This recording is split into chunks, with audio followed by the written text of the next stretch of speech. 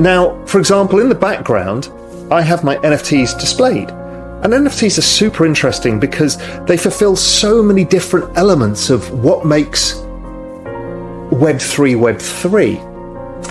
Firstly, we saw, I think it was in my conversations with RAC, the award-winning music artist, he kind of taught me the power of community and how NFTs could be used for music. But then within Real Vision, we started talking to artists like Mad Dog Jones and Micah Johnson. And they were doing two different things.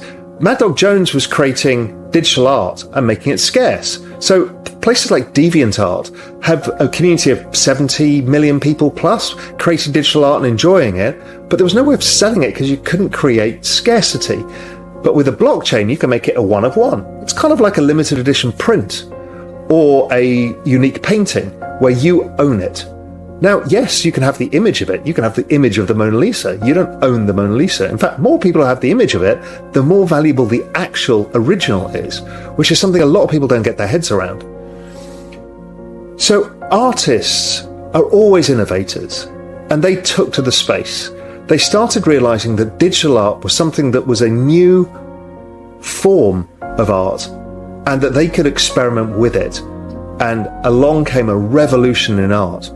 And it started with people like Beeple, incredibly putting together 5,000 pieces of digital work over a number of years, and then that being sold as one NFT in itself. And they were different NFTs, and that sold for 69 million.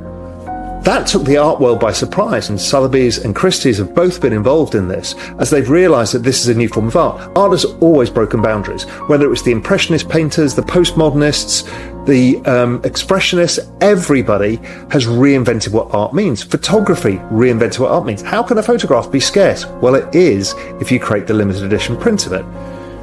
And, you know, we've had on Real Vision unbelievable artists as well. Alpha Centauri Kid, incredible.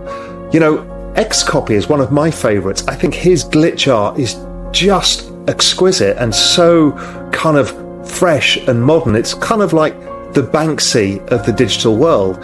They all have generally some meaning too. I mean, I collect Beeple as well, and Beeple's work is, well, not at 69 million, but there's cheaper works to be had.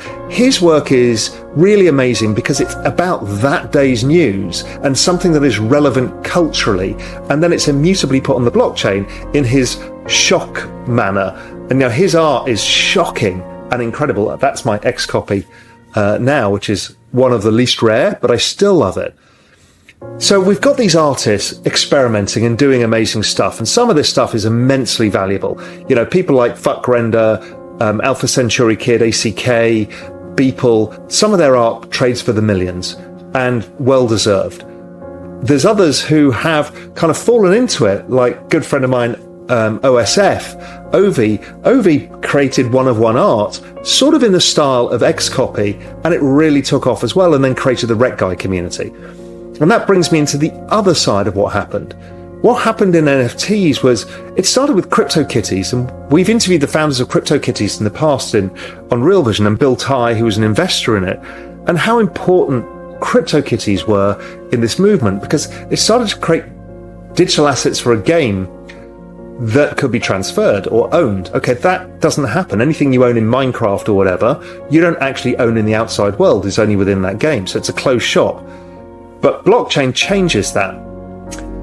CryptoPunks was a project that was pretty worthless, that was done several years ago. And eventually in 2020, people started thinking, well, these were the OGs in the space, 10,000 of these pixelated punks, and I am one of those too. And people started thinking, well, if I want to show that I've been around this space and understand the space, I want to own one. And that's where status comes in. Same as we all do. You know, we buy artwork, not only for our own appreciation, but for status. We buy watches, nice watches, because we like the watches and because they socially signal something about us. The clothes that we wear, what we do, our houses, our cars, everything. Humans are ridiculous and we love to socially signal stuff.